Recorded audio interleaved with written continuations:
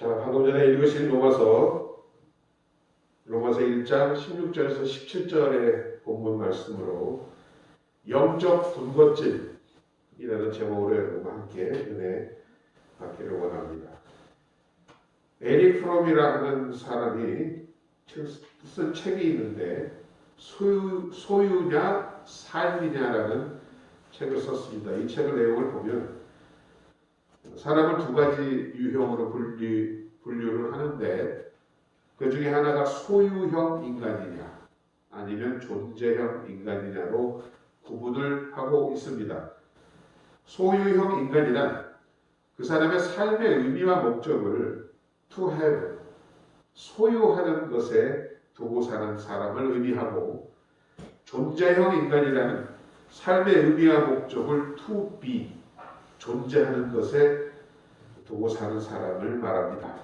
우리가 잘 아는 욥의 이야기가 있죠. 하나님이 사단 앞에서 욥을 자랑하십니다. 세상에 욥과 같은 사람이 없다고 자랑하십니다. 그러자 사탄이 즉시 욥을 참소하며 깎아내리기 시작합니다. 하나님, 욥이 그냥 하나님을 섬기고 사랑하는 것이 아니라고 말입니다.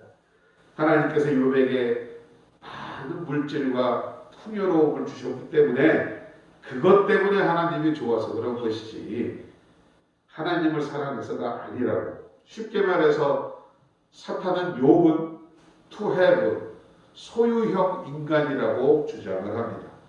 그러나 하나님은 이러한 사탄의 주장에 동의를 하지 않으시지요. 욥이 부자인 것은 사실이지만 그 물질 때문에 나를 사랑하는 것이 아니다라고 하나님이 말씀하십니다. 즉 하나님은 욥은 소유형 인간이 아니라 to be, 존재형 인간이라고 말씀하셨던 것입니다. 그럼 과연 욥이 소유형의 사람이냐 존재형의 사람이냐를 놓고 하나님과 사탄 사이에 이 벌어진 논쟁 가운데서 당연히 욥을 시험해보게 되었습니다. 그러면 과연 욥이 소유형이냐 존재형이냐의 사람을 시험해보기 위해서는 결국은 욥의 모든 소유를 무너뜨려보는 수밖에 없었던 것입니다. 그가 가진 소와 양과 또 자녀들과 여러 가지 건강 이런 것들을 무너뜨리기 시작해 보았던 것입니다. 사탄의 말대로 욥이 만약 소유형 인간이었다면 그의 모든 가진 것이 무너질 때 그 소유의 무너짐과 함께 그의 인생과 신앙도 무너질 것이고, 하나님의 생각대로 존재형 인간이었다면 그의 삶의 중심이 소유함에 있지 아니하고 존재의 근원 되시는 하나님께 있기 때문에 아무리 그의 가진 모든 것이 무너져 내린다 하여도 그의 인생과 삶은 무너지지 않을 것이기 때문이었습니다. 우리가 잘 아는 바와 같이 결과는 어땠습니까? 욥은 하나님의 생각과 같이 존재형 사람이었습니다. 그 모든 소유가 다 무너지게 되었을 때에 그가 한 말을 성경은 기록하고 있습니다. 주신 자도 여호와시요 취하신 자도 여호와시니 오직 여호와의 이름을 찬송할 뿐이라고 눈물 가운데 그의 고백을 하였습니다. 지금 이 시간 이 자리에 계신 여러분들은 과연 스스로 생각해 보시기 바랍니다. 나는 소유형 인간입니다. 존재형 인간입니다. 여러분의 삶과 믿음의 중심은 소유와 세상입니까? 아니면 존재와 하나님입니까? 우리가 세상을 살다 보면 우리가 노력하면 될 수 있는 문제가 있고 아무리 노력을 해도 해결할 수 없는 문제가 있기 마련입니다. 특히나 우리가 아무리 몸부림치고 발버둥 쳐도 해결할 수 없는 문제 가운데 하나가 바로 내가 사랑하는 사람과의 이별일 것입니다. 사랑하는 사람을 떠나보내고도 무너지지 않고 내 신앙과 삶의 건강을 유지할 수 있느냐는 것입니다. 아마 제가 이제껏 살아오면서도 겪었던 어떤 어려운 일보다도 더 힘들고 어려웠던 일입니다. 그러나 저는 어떻게 하면 이 도전에서 승리하고 성공할 수 있는지를 이미 그 답을 알고 있습니다. 그것은 목사로서 하는 상투적인 이야기가 아닙니다. 내가 할 수 없는, 나로서는 어찌할 수 없는 상황에서 그것을 이기고 승리할 수 있는 비결은 바로 하나님께 더욱 집중하는 것이었습니다. 다른 말로 표현하면 좀 더 하나님을 즐기는 것입니다. 좀 더 하나님의 맛을 깊이 알아가는 것입니다. 그리고 좀 더 깊이 하나님을 사랑하고 더 하나님께 푹 빠지는 것입니다. 제가 새벽 예배 때 말씀드린 적이 있는데 요즘 제가 참 기도의 맛을 알아가고 있습니다. 어느 때보다도 기도를 하면 여러분의 상황에 대해서 하나님이 보여주시고 또 나름대로의 확신을 주시고 우리 교회의 미래와 비전에 대해서 하나님과 의논할 수 있게 된 것을 너무도 감사하고 있습니다. 정말 기도하는 시간이 노동이 아니라 정말 기쁘고 어찌했는지 기도하고 싶고 제가 이제 그 마음을 알겠더라고요. 그래서 기도를 과거에 어떤 노동이라고 했던 말은 틀리다는 것을 생각합니다. 우리가 노동은 해야만 하지만 힘들잖아요. 근데 기도는 그게 아닙니다. 하나님과 대화하고 호흡하는 것. 무슨 말씀이냐? 여러분이 어떤 일을 당했을 때 아버지라고 부르는 그 이름도 저는 기도라는 말씀입니다. 여러분의 마음이 하나님께 가 있다면 그것이 기도라는 말씀입니다. 그리고 어떤 일이든지 여러분들이 하나님께 그것을 알았을 때는 분명히 하나님이 그 일에 행하심이 있습니다. 하나님이 함께 하신다는 이야기입니다. 그래서 자잘하고 소소한 것이라도 늘 하나님께 그것을 알아야 되는 것입니다. 내 뜻대로 해달라는 것이 아니라 주님, 우리 아이가 이렇게 어렵습니다. 어찌해야 할까요? 아버지, 우리 아이를 인도하여 주옵소서. 이 기도가 있으면 하나님이 간섭을 하신다는 말입니다. 그런데 기도 안 할 수 있겠습니까? 우리 장로님으로부터 우리 김정태 집사님까지 새벽마다 제가 기도를 하면 그 기도가 나온단 말입니다. 근데 그 기도에 대한 응답과 또 어떻게 해야 할지에 대한 그런 것들이 생각나게 하심으로 정말 기도의 맛을 알아가고 있습니다. 그래서 우리가 이런 어려운 일을 당할 때마다 더욱 하나님께 감으로써 하나님의 맛을 알아갈 때에 바울이 이야기한 것과 같이 예수 그리스도를 아는 지식이 가장 고상함으로 인하여 그동안에 내가 그토록 사랑하고 내가 그토록 아꼈던 모든 것을 배설물처럼 버릴 수 있다는 경지에 도달하게 되는 것입니다. 여러분, 분명한 것은 하나님 이외의 모든 것들은 다 여러분을 떠납니다. 제 소망입니다만 저도 앞으로 몇십 년 후에는 이 교회를 떠날 것입니다. 몇 년이 아닙니다. 지금 여러분들이 제가 없으면 안 될 것 같지만 또 그때가 되면 여러분은 저를 잊어버리실 것입니다. 좀 더 솔직히 말하면 부담스러워할지도 모릅니다. 아마 그때가 되면 여러분들이 저를 섭섭하게 할 수도 있을 것입니다. 그리고 여러분들은 새로 오시는 목사님에게 집중하실 것이고 그분에게 열광하실 것입니다. 그것이 당연한 일이고 옳은 일입니다.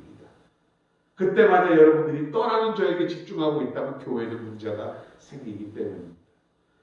그럼에도 불구하고 저는 그때의 잊혀지는 아픔과 그 슬픔을 충격으로 받아들이는 것보다 그것을 벌써 마음으로 준비하고 기도하고 있다는 것입니다.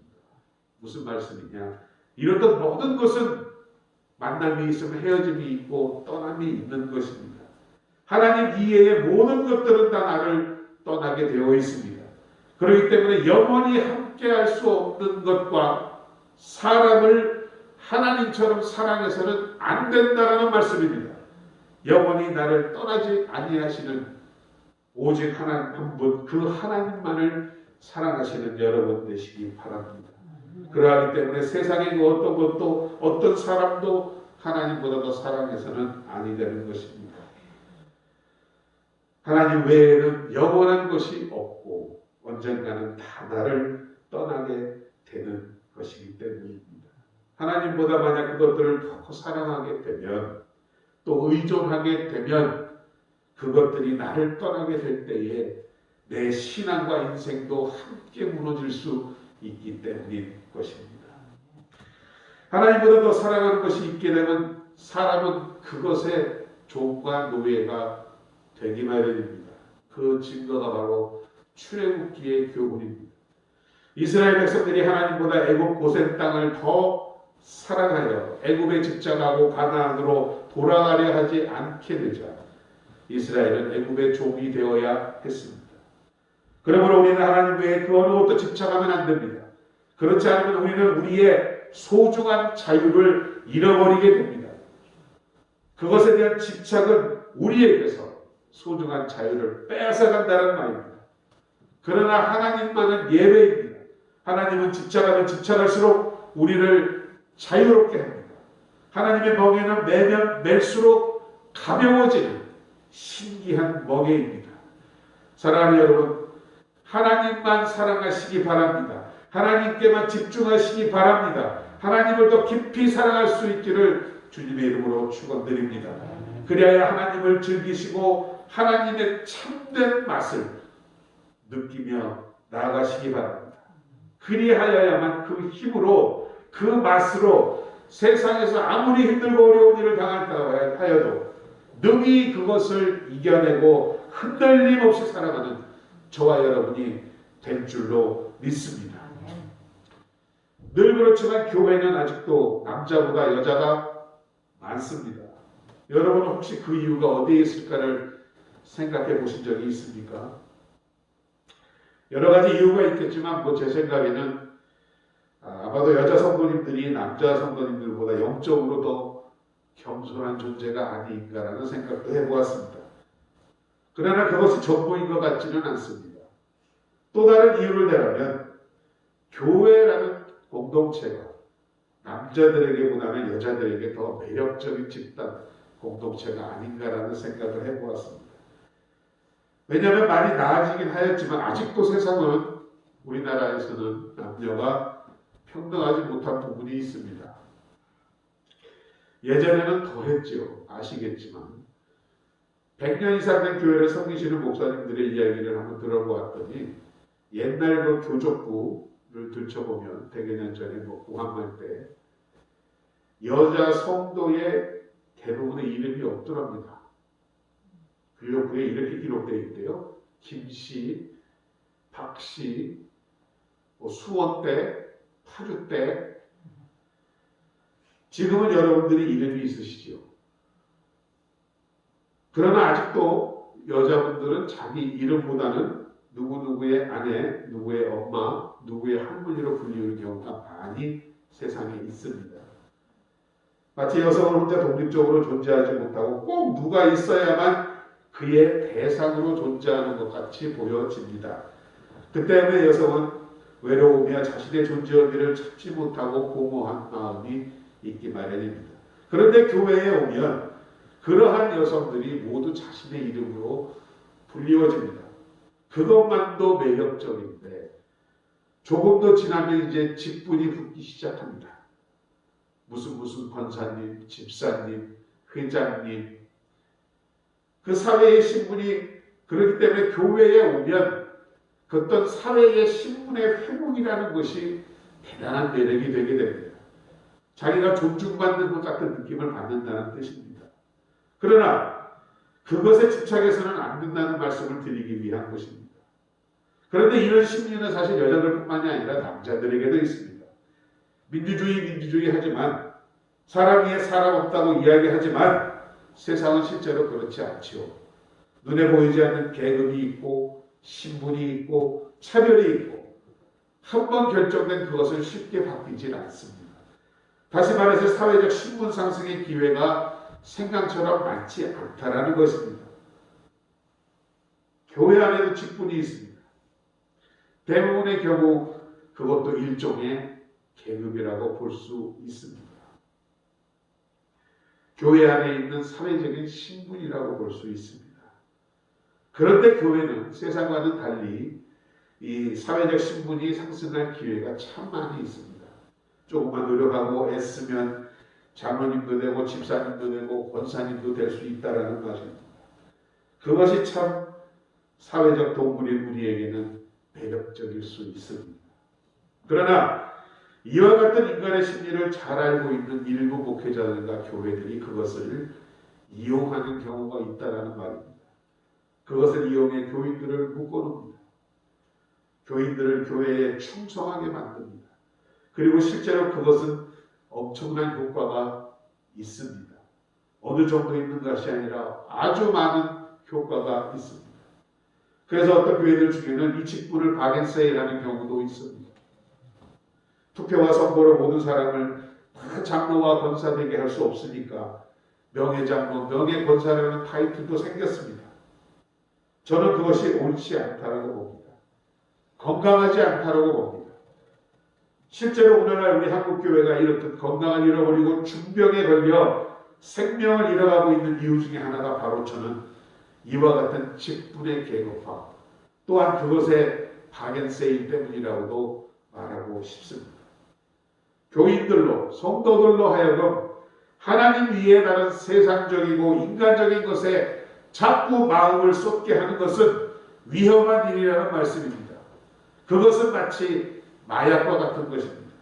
잠시는 고통을 잊는 효과가 있을지 모르지만 교회와 성도들의 영적 건강에 치명적인 손상을 입힘으로 결국은 교회와 성도들을 몰락시킬 수 있다는 것입니다. 며칠 전에 TV를 보니 밥을 잘 먹지 않고 군것질만 하는 어떤 어린아이가 등장을 했습니다. 성장에도 문제가 있었지만 영양 불균형의 비만이었습니다. 그것도 아주 고도 비만이 되어 건강 상태가 아주 심각한 지경에 이르고 있는 것을 보았습니다. 이렇듯 어려서부터 군것질을 지나치게 하다 보면 밥보다 군것질을 더 많이 하게 되고 결국은 그 아이에게 좋지 않다라는 이야기입니다. 밥을 잘 먹는 아이가 건강합니다. 아이를 건강하게 키우려면 밥을 잘 먹는 아이로 키워야 합니다. 대학을 가보면 시골에서 올라온 정말 듣도 보도 못한 시골에서 올라온 친구들도 있습니다. 문화적 환경이나 교육적 환경이나 어떤 환경에서도 이 도시에서 자란 아이들을 이길 수 없는 아이들입니다. 그런데 그 아이들이 엄청나게 머리가 좋고 공부를 잘하는 경우를 보았습니다.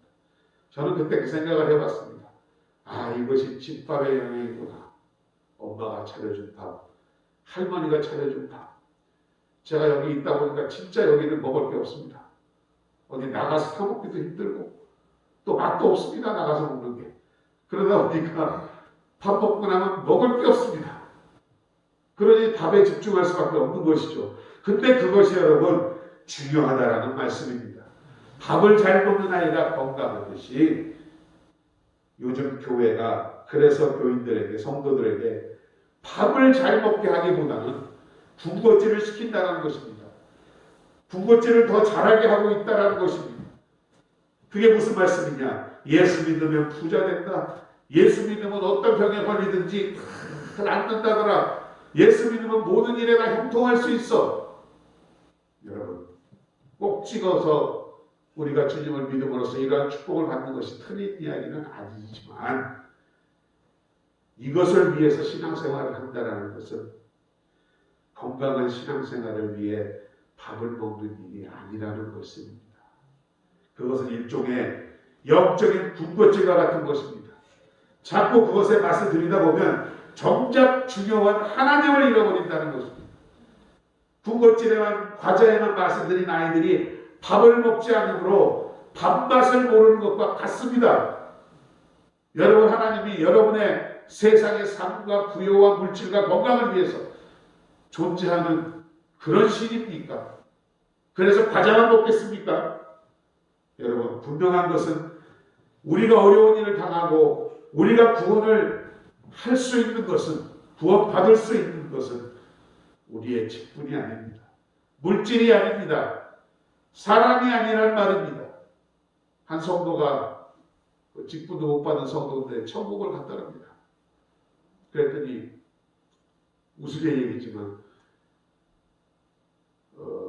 장로님들은 짜장면을 먹고 계시고 집사님들은 탕수육을 먹고 있고 그런데 목사님이 안 보이더랍니다. 목사님 어디 가셨나요? 목사님이요? 지금 배달 가셨어요. 여러분, 직분이 중요하지 않다는 거예요. 하나님은 교단을 모르신답니다. 기독교에 대한 하나님의 성경 모르신답니다. 총회장이 누구냐고 모르신답니다. 그만큼 직분보다는 여러분들의 믿음을 보신다는, 중심을 보신다는 말씀 아니겠습니까? 그런데 정작 우리가 중요한 하나님을 소홀히 하고 그 하나님이 아닌 것을 하나님의 자리에 모셔두고 섬기고 그것을 소망한다면, 그것이 우리를 떠나게 될 때에 그것이 무엇이 되었든지 그것과 함께 여러분은 무너질 수 있다라는 말입니다. 세상의 그 어떤 것도 그 누구도 하나님을 대신할 수 없습니다. 그러므로 세상의 그 어떤 것도 세상의 그 누구도 하나님보다 더 사랑해서는 안 된다는 것입니다. 우리의 마음을 다하고 성품을 다하고 뜻을 다하여 하나님을 사랑하는 것을 배워야 합니다. 그리고 하나님의 맛을 익혀야만 합니다. 여호와의 선하심을 맛보아 알아야 한다라는 말씀입니다. 그래서 오늘 성경은 말씀합니다. 오직 의인은 믿음으로만 구원을 얻는다고 말씀하고 있습니다. 오직 믿음, 오직 믿음입니다. 그러므로 믿음 외에 다른 곳에 한눈을 팔지 말라라고 오늘 본문은 이야기합니다. 우리가 세상을 살다 보면 사람도 중요하고 물질도 중요하고 명예도 중요하지만 그 모든 것이 이 믿음 안에 있을 때에만 그것들이 여러분에게 복이 될 줄로 믿습니다. 그것을 지나쳐서 그 모든 것들이 하나님의 자리를 대신하게 될 때에 우리는 어리석어지고 추해지며 결국은 몰락하게 될 것이라는 말씀입니다. 믿음 없이 교회 백날 다녀봐야 소용없습니다. 아무리 교회 생활을 오래 해도 아무 소용없습니다. 주님은 기억지도 못하신다고 할 것입니다. 교회 직분이 아무리 높아도 소용없습니다. 조금만 어려운 일을 당하면 그의 신앙과 삶은 그냥 무너져 내릴 것이기 때문인 것입니다. 이 시간 사랑하는 여러분, 여러분의 삶의 중심을 하나님께만 두시기를 주님의 이름으로 축원합니다. 그래야 살 수 있습니다. 그래야 구원을 얻을 수 있습니다. 삶의 중심이 하나님이 아닌 것에 두셨다면 오늘 이 시간 단호하게 버리시는 여러분 되시기를 바랍니다. 삶의 중심을 하나님께 두고 그 외의 것을 사랑할 때 그것들과의 관계도 좋아질 것이며 여러분 평생 가장 아름답고 행복한 신앙과 인생을 이끌어가며 그 복을 누리게 될 줄로 믿습니다.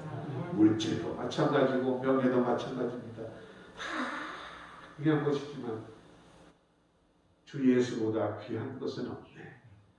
하나님보다 더 좋아해서는 안 되는 것입니다.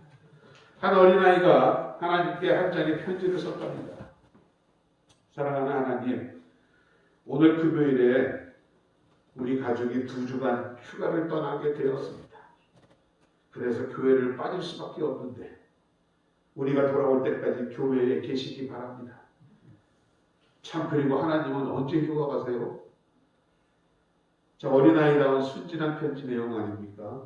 하나님을 떼어놓고 휴가를 가고 휴가 갔다 왔을 때 하나님이 교회에 계시기를 안 계실지도 모른다는 걱정도 하고 또 하나님은 언제 휴가를 즐기시냐고 물어볼 줄 아는 동심의 표현인 줄로 믿습니다. 어린아이로서는 생각할 수 있습니다. 그러나 만약에 이 자리에 계신 여러분들이 이런 생각을 갖는다면 그것은 큰일 아니겠습니까? 신앙생활을 오래 한 여러분이 휴가 때 하나님 떼어놓고 가는 줄로 생각할 리는 없을 줄로 압니다. 그러나 그 행위가 여러분 증명이 되어야 하는 것입니다. 휴가 떠난 다음에 하나님을 교회에 떼어놓고 나온 사람처럼 산다면 하나님을 더없이 경골히 여기는 것이 되기 때문에 어찌 휴가뿐이겠습니까? 교회 밖에서 당신의 생활, 여러분의 생활 전체를 두고 하는 말입니다. 하나님께서 결코 하나님은 여러분을 떠나지 아니하십니다. 항상 함께 계시고 여러분 안에 계신 줄로 믿습니다. 어디로 가서 여러분이 하나님을 피하겠습니까? 철학자 니체처럼 불신앙으로 볼 때 그것은 하나님이 지독하게 귀찮게 간섭하는 것이 될지 모르겠지만 믿음의 눈으로 볼 때 그것은 하나님이 여러분을 그만큼 사랑하신다는 표현인 것입니다. 그럼 이런 하나님 우리의 인생과 신앙의 중심에 두고 그의 뜻을 따르려면 분명한 하나님의 뜻을 우리가 분별할 수 있어야 한다고 봅니다. 그래서 오늘 저는 제시합니다. 어떻게 하면 우리가 하나님의 뜻을 확인할 수 있을까? 첫 번째는 먼저 여러분의 자신의 뜻을 내어 맡기도록 해야 합니다.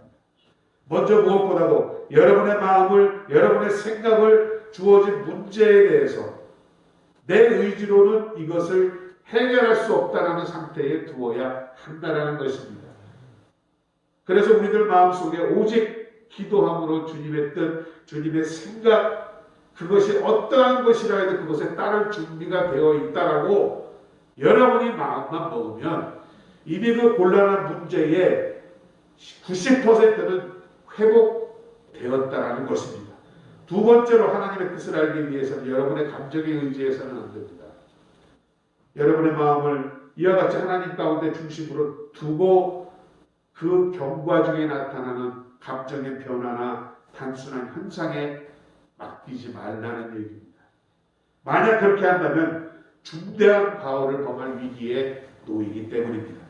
세 번째에 이러한 하나님의 뜻을 결국은 하나님의 말씀인 성경으로 성령을 통하여 알아야 한다는 것입니다. 하나님의 말씀인 성경을 통하여 또는 성경과 관련해서 성령의 뜻을 구하는 여러분 되시기 바랍니다. 성령과 말씀이 결합되지 않으면 안 됩니다. 만약 말씀을 무시하고 성령에만 주목한다면 그 또한 중대한 실수를 범할 수 있습니다. 성령께서 우리를 인도해 주신다면 말씀인 성령에 따라 인도하실 줄로 믿습니다. 말씀에 모순되는 인도를 성령님은 하시지 않기 때문입니다. 네 번째로 하나님의 섭리에 의한 환경에 주목하시기 바랍니다. 하나님의 섭리에 의한 우리 주변의 환경을 잘 살펴보고 주목해야 합니다. 우리 주변의 환경이란 우리가 기도할 때 말씀이 성령과 관련하여 하나님의 뜻을 분명히 지시하는 그러한 증거가 될 수 있기 때문입니다. 그리고 기도하십시오. 기도하여 하나님께 하나님의 뜻을 알게 해달라는 간구를 하시기 바랍니다. 그리고 마지막으로 기다려야 합니다. 이렇게 기도와 말씀에 대한 묵상에 의해서 나는 내 능력과 지식으로는 할 수 없습니다. 하나님께 말씀드리고 만약 이 같은 결과에 내 마음에 평안이 주어진다면 그리고 다시 두세 번 하나님께서 탄원한 후에도 그 평안이 지속될 수 있다면 그것은 바로 하나님의 뜻일 가능성이 높기 때문입니다. 일상의 작은 사소한 일 가운데서도 아니면 또 가장 중요한 일을 앞에 두고서도 이 방법을 언제나 사용해 보시기 바랍니다. 여러분에게 합력하여 선을 이루는 결과를 가져다 주실 줄로 믿습니다. 일상의 오늘 본문 17절을 보면 복음에는 하나님의 의가 나타나서 믿음에서 믿음에 이르게 하나니 기록된 바 오직 의인은 믿음으로 말미암아 살리라 함과 같으니라고 말씀하고 있습니다. 우리는 우리로 말미암아 행해진 그 무엇으로 하나님의 의를 얻을 수 없습니다. 우리를 위하여 행하신 그리스도의 의로 말미암아 의롭다 하심을 얻은 것입니다. 그렇기 때문에 이 의는 우리의 것이 아닌 예수 그리스도의 것입니다. 그렇기 때문에 우리는 이 예수 그리스도 안에서만이 죄를 사함받고 이 의의 은혜를 받을 수 있는 줄로 믿습니다. 오직 의는 예수 그리스도를 믿음으로만 삽니다. 우리 안에 예수 그리스도의 마음을 품어야만 한다라는 말씀입니다. 오직 우리의 능력인 복음을 믿음으로 승리하시는 저와 여러분 되시기를 주님의 이름으로 축원드립니다. 하나님의 선하심을 맛보아라. 그 하나님을 더욱 의지하며 이 어려운 난관을 이겨나가시는 여러분 되시기를 주님의 이름으로 축원드립니다. 아버지 하나님 은혜와 사랑을 감사드립니다.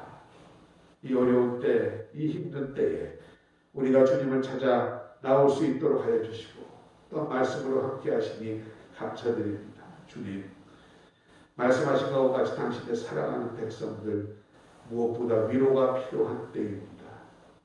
주 성령이시여 찾아와 주옵시고 만져주시고 위로하여 주셔서 저들의 아픔과 상처를 주님 회복할 수 있는 귀한 은혜 있도록 함께하여 주옵소서.